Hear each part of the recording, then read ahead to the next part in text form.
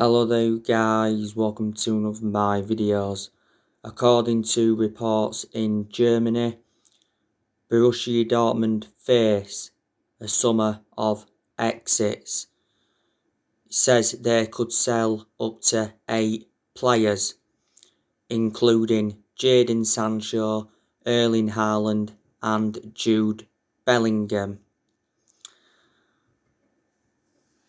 Obviously Dortmund need to sell players to raise funds.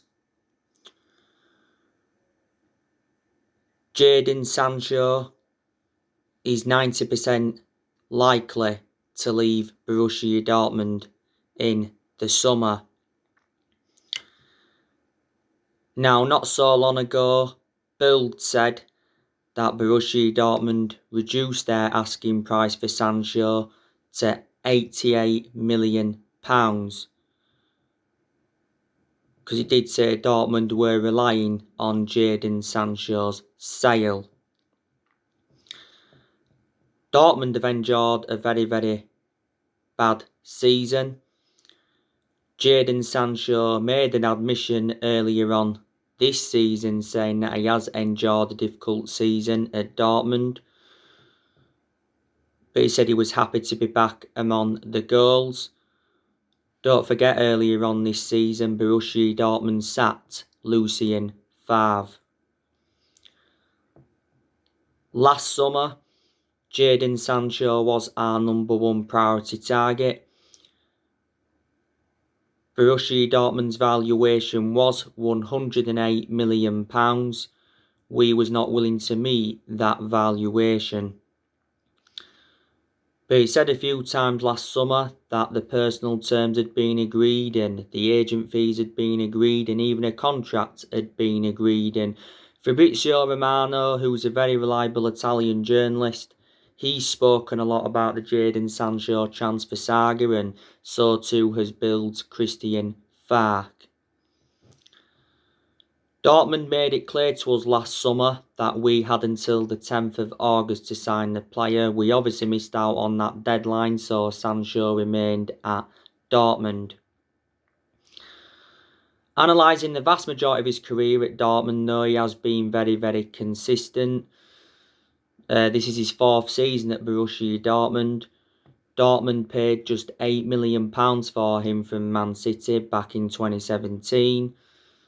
He did enjoy a couple of years at Man City, but the main explanation he left Man City is because he didn't get assured any first team opportunities.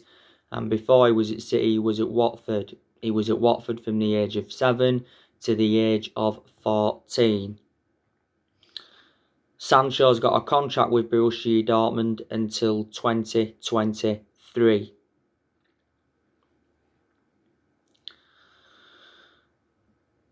But I still think £88 million is too much for Sancho. I've already said I think he's worth from between £60 to £70 million. Also, Chelsea and Liverpool have been in for him. But yeah, Borussia Dortmund have said that they expect Sancho to leave in the summer.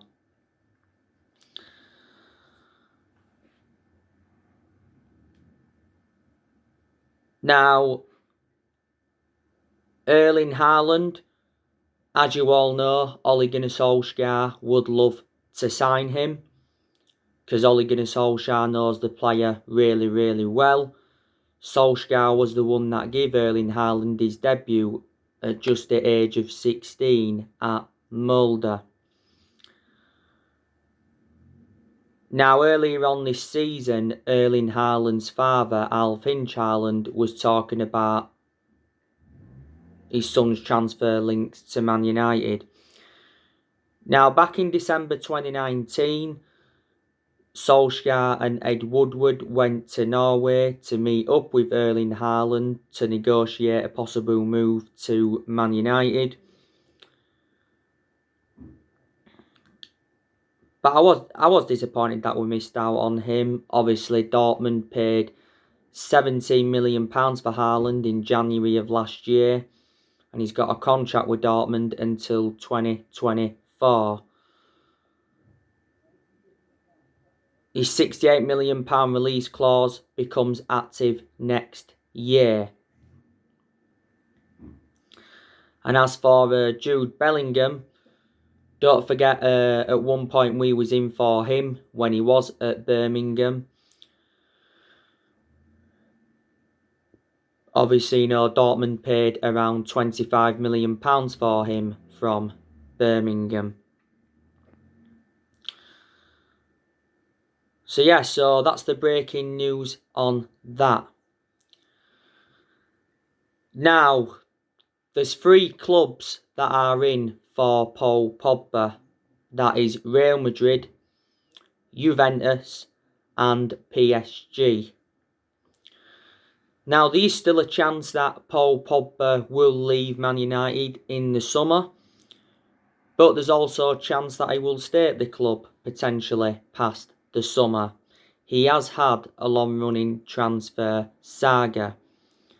I think Paul Pogba will either go to Real Madrid or he will go back to Juventus. You know, Paul Pogba did enjoy 4 exceptional years with Juventus before he rejoined Man United. I think if we are to sell him this summer, we do want around £75 million. Now, Paul Pogba is out with a thigh injury. Solskjaer revealed he's going to be out for a few weeks, so he is going to be a big miss. I think the vast majority of Paul Pogba's performances have been very, very good since he came back from that ankle injury that I had earlier on in the season.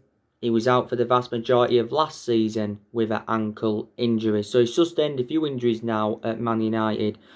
Paul Pogba got voted Player of the Month for January, reflecting on that fantastic goal he scored in our 2-1 win against Fulham.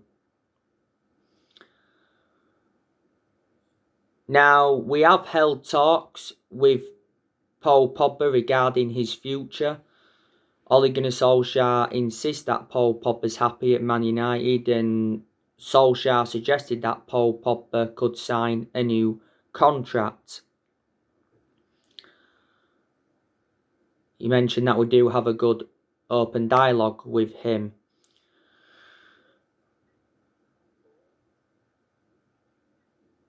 Paul Pogba is our most expensive sign at the moment because we paid £89 million for him. Paul Pogba's agent Mino Raiola made an announcement back in December. And he said that his client's career at Man United is over.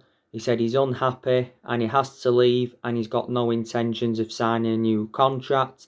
Solskjaer was furious with Mino Raiola's announcement because it was just before the game against RB Leipzig.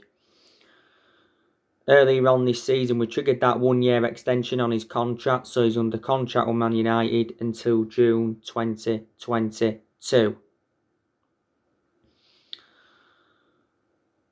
Not so long ago, Paul Pogba's brother, Matthijs Pogba, gave us an update on Paul Pogba's future, and he says, we could lose Paul Pogba for nothing next year. So he actually advised us to sell Paul Pogba during the summer if we are to get the money, because he said he's got no intentions of signing a new contract. So he was saying the exact same thing as what Fabrizio Romano was saying quite a few weeks ago, because Fabrizio Romano came out and said that Paul Pogba's transfer away from Man United is still on the cards. He said Mino Raiola's been planning a move for Paul Pogba next summer. But he said last month that Pogba was considering making a U-turn at the club, and he contradicted his agent Mino Raiola for the second time. A few times as well we've put Paul Pogba in more of an advanced role. So that's the news on him. Obviously, yesterday I give you the news on Sergio Ramos. There's been narratives coming out saying that Sergio Ramos wants to join Manchester United. And he's recently rejected a 2-year contract offer from Real Madrid, and it said Sergio Ramos' agent will fly to England next week to finalise a 2-year deal, which could be worth around £200,000 a week. But now, according to Fabrizio Romano, Man United have not contacted Sergio Ramos' agent. Don't forget, in the summer, Sergio Ramos is going to be available on a 3. Sergio Ramos has endured, 16 years with Real Madrid, so he has been a long-serving player. He's made around 668 appearances in all competitions, and he's won 22 major honours. Real Madrid paid €27 million for him from Sevilla back in 2005. If we was to get Ramos, we'd only get him short term anyway, because he is the age of 34, but he would go very, very well alongside Harry Maguire in our back line. We're no longer in now for Dayot Upamecano, so I'm going to totally disregard him coming to Man United. Chelsea, Liverpool and Bayern Munich are all battling it out for him. Said earlier on this season that Bayern Munich were the favourites and there was in advanced talks. Upamecano is available for £38 million at the end of this season, because that's when his release clause does become active.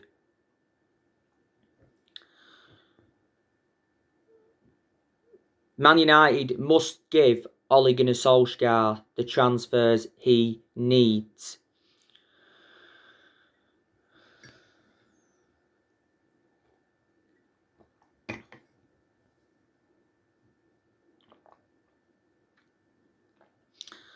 Ed Woodward is set to hand Solskjaer a huge war chest to sign top players in all areas.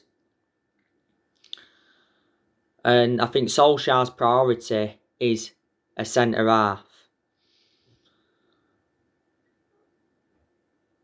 Solskjaer did say recently our summer transfer plans could be affected by the coronavirus pandemic. But despite the pandemic, I'm expecting us to make signings in the summer.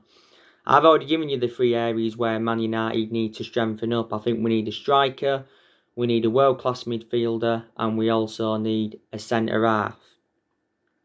Woodward must back Solskjaer in the summer transfer window, because I don't think Solskjaer's been backed enough in the transfer windows that he has endured so far. Solskjaer has endured 4 transfer windows as permanent Man United manager. And like I said, it was a disappointing January transfer window for us. We only saw one arrival, and that was Amad Diallo Traore. It won't be too long now until we see him in the first team squad, because he's obviously made 2 appearances for the under-23s. Got Amad Diallo Traore in a deal worth £37 million. With add-ons included, we paid £19 million up front. But Solskjaer did say a few times during the January transfer window that he wasn't expecting any signings. But to Solskjaer's credit, he has got rid of a lot of the deadwood since he got recommended in. Obviously, we saw a few players leave us in January. We saw Jesse Lingard go out on loan to West Ham. We saw Tiden Mengi go out on loan. Odin Igalo said his farewells to the club. Marcus Rojo left. Timothy Fosu-Mensah also left the club. And a lot of other players have left in the other transfer windows that Solskjaer's had. We've obviously seen players like Young leave the club, Valencia leave the club, Darmian leave the club, Smalling leave the club. Fellaini left in January 2019. We've seen like Lukaku leave the club, Sanchez leave the club, Angel Gomez leave the club. We let Diego Dalot go out on loan. We let Andres Pereira go out on loan. We loaned Tahith Chon out. We also loaned James Garner out. We loaned Joe Pereira out again for another season. Didn't we also loan Dylan Levitt out? And I think more players could leave Man United in the summer transfer window. Like I said, there's a chance Pogba will leave in the summer. Juan Mata, he could possibly leave the club in the summer as well. Don't really play a lot now, does he? I think Juan Mata has had a good career at Man United. Juan Mata's been at the club now over 6 years. He's made over 200 appearances in all competitions and he's scored, 50 goals. He's played in some games this season. We got Juan Mata in a deal worth £40 million from Chelsea back in 2014. Earlier on this season, he rejected an £18 million a year contract offer to play in Saudi Arabia. And Nemanja Matic, he's another player that could leave Man United in the summer. Matic does get his chances, but obviously he isn't one of our first choice midfielders. Matic has been at the club now over 3 years. We got Matic in a deal worth £40 million from Chelsea back in 2017. And Phil Jones, I'm definitely expecting him to leave this year. Obviously, he didn't leave in the January transfer window. I thought he would have done. But he's going to be given a second chance. Phil Jones has been out with injury for the last year. But like I say, in regards to Ed Woodward, he's promised Ole Gunnar Solskjaer that he will back him. He did say towards the end of last year that he will back him with a long-term plan centred around summer transfer windows. The board has been one of the biggest problems at the club for several years. Like I've already explained to you, Woodward's been at the club since 2012 and the Glazers have been at the football club since 2005. Solskjaer has still made good signings though, despite our reluctance to back him. He spent over £200 million at the club. In the summer of 2019, he brought Daniel James and Wan-Bissaka and Harry Maguire in. In January of last year, he brought Bruno Fernandes in and Odin Igalo in on loan. And in the summer transfer window of last year, he brought Donny van der Beek in, Alex Telles, Edison Cavani in, Facundo Palestri and Amad Diallo Traore.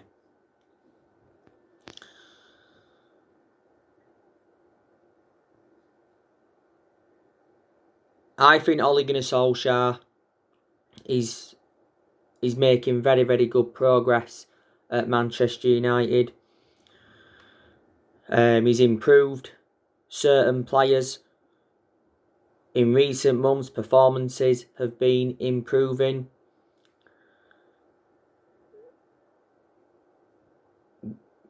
Solskjaer has got us to the FA Cup quarter-final for the 7th consecutive year. He got us to the EFL Cup semi-final this season.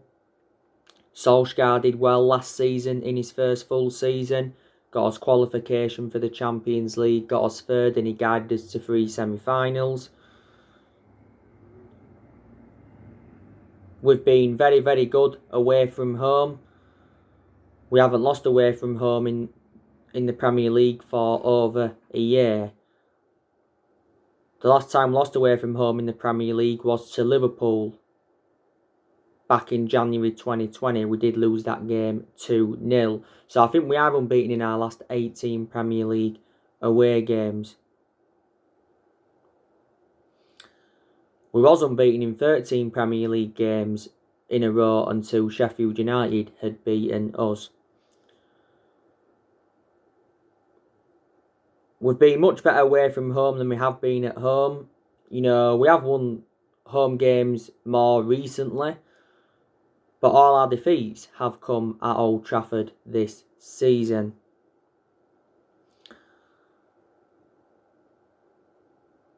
And I certainly am Ole Gunnar Solskjaer in. I think we are going to give him at least another season at the football club. This is his 2nd full season at the moment. But we do deserve credit for sticking with Solskjaer because, like I've said so many times, he could have easily been sacked as Man United manager because we have endured bad periods under him. But I think Solskjaer's handled the pressure really, really well, to be honest with you, because a lot of managers in that situation won't be able to handle it as well as Ole Gunnar Solskjaer did. Solskjaer knows how imperative it is to get his first trophy on the board as Man United manager. You know, we haven't won a trophy since 2017, and a club of our stature need to be winning trophies. So like I say, you know, the FA Cup, that's a chance of a trophy. We're going to find out tonight who we get in the quarter-finals. We are the second most successful team in FA Cup history because we have won 12 FA Cups. You know, the Europa League, that's also a chance of a trophy for us. We won the Europa League back in 2017 under Jose Mourinho. The first leg against Real Sociedad is going to be played in Turin due to travel restrictions in Spain. Obviously, it's to do with this COVID and that. I think it's stupid, to be honest with you.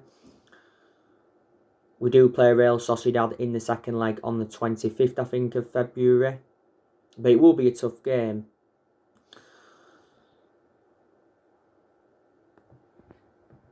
A lot of Man United fans have now disregarded the Premier League title.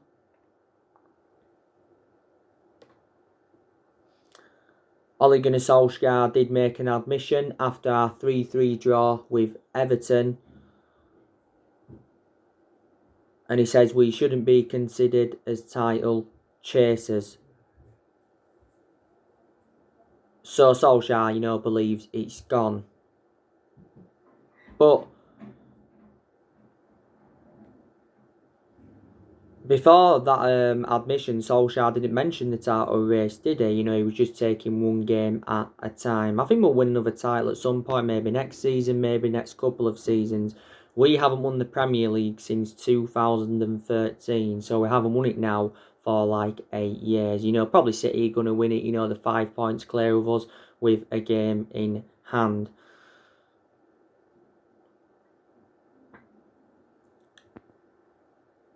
You know, if we'd have beaten Everton and if we'd have beaten Sheffield, then I'd have turned around and said, you know, we are still in this title race. Ole Gunnar Solskjaer has been Manchester United manager for over 2 years now. We appointed him in December 2018 to replace Mourinho. In his first 3 months, he was the interim manager. Obviously did very, very well in that 3-month period, so that's obviously why we're giving the job on a permanent basis back in March 2019. But reflecting now on Solskjaer's being at the club, he has gained some managerial experience and he's learnt quite a bit on the job. Man United is the 3rd club in his managerial career. Like updated you recently, Man United will wait until the end of the season to begin contract talks with Solskjaer. He says we could offer him a new 2-year deal. That's if we qualify for the Champions League and carry on pushing for the title. Solskjaer has like 16 months left on his current contract. But yeah, he signed a 3-year contract when he got the job permanently, didn't he, back in March 2019. But I think Solskjaer does deserve a new contract, reflecting on the progress he's making at Man United.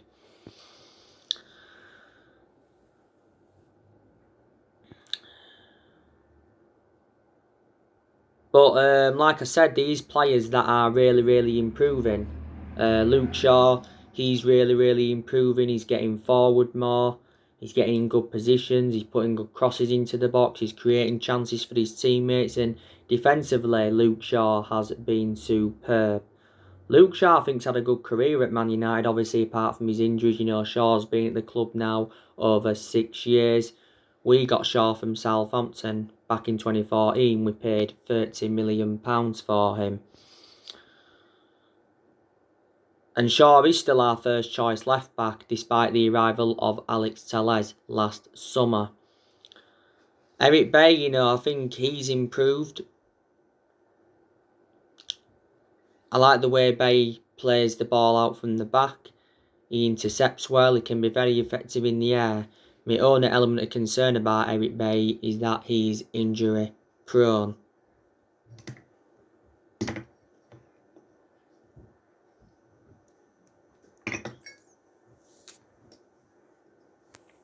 But yeah, like I say, I certainly prefer him to Victor Lindelof.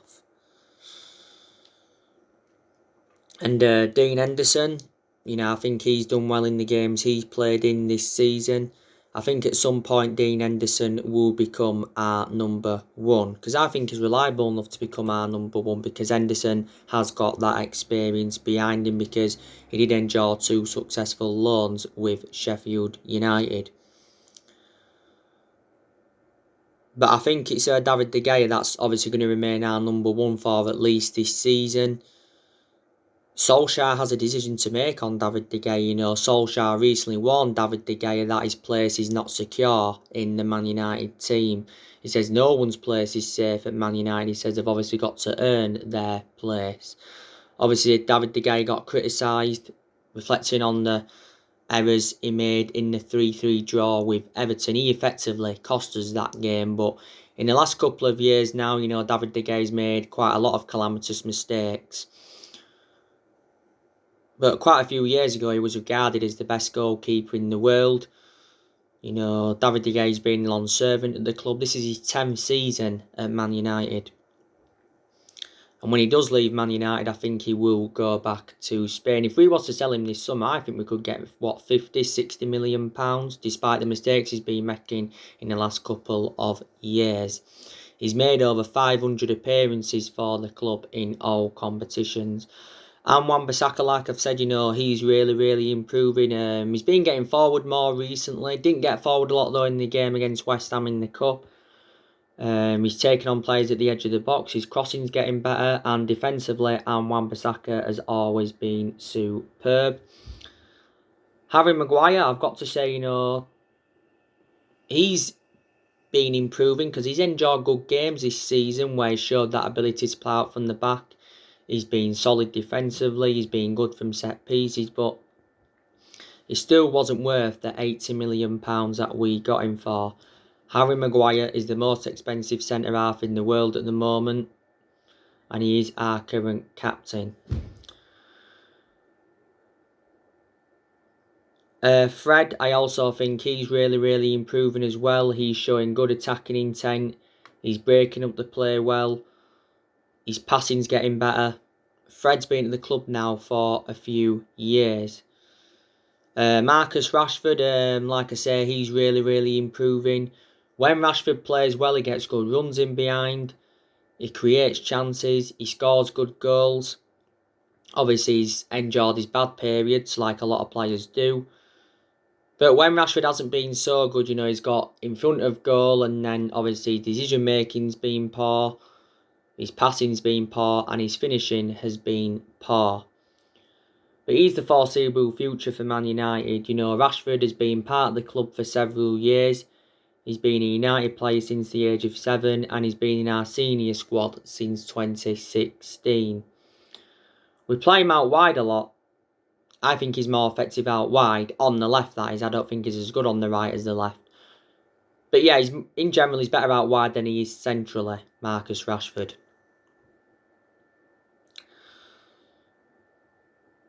Edison Cavani, he's made a fantastic impact since he's come in.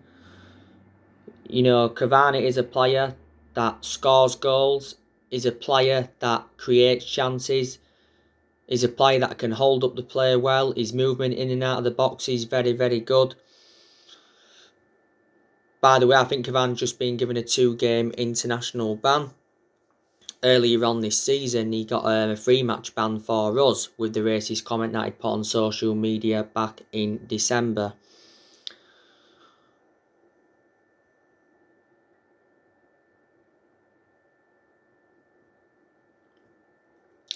We got Edison Cavani on a free transfer last summer on deadline day. He signed a 1-year contract with Man United with an option of a 2nd year. I can assure he will see out his contract at the club. When we got Cavani, I said he will be the next Zlatan Ibrahimovic. Mason Greenwood, he's also really, really improving. He's done well recently despite not scoring. He's made very, very good runs on that right-hand flank. He can cross the ball well. He can also create chances. Ollie's been defending Mason Greenwood a lot this season. Didn't really have much of a perception on him earlier on this season, though, because like I said, he had personal issues. At one point he was out with injury, and at one point he had illness. The start of this season will give Mason Greenwood that number 11 shirt. This is his second season in our senior squad. Bruno Fernandes, he's obviously an exceptional player. He's made the difference. He's our best player, and you've got to say he's the best signing we've made since Ferguson. Yeah, Bruno Fernandes is planning on spending many years at Man United after his 12-month anniversary. And Donny van de Beek, I think he's also a good player. That's when he plays. Don't forget, after the 1-0 win against West Ham, Solskjaer disagreed with the criticism of Donny van de Beek, and he praised his performance. I think he struggled against West Ham, did Donny van de Beek. He had some good touches and that, but couldn't really find pockets of space. And he did make some good runs, to be fair to him. But he needs to get more chances,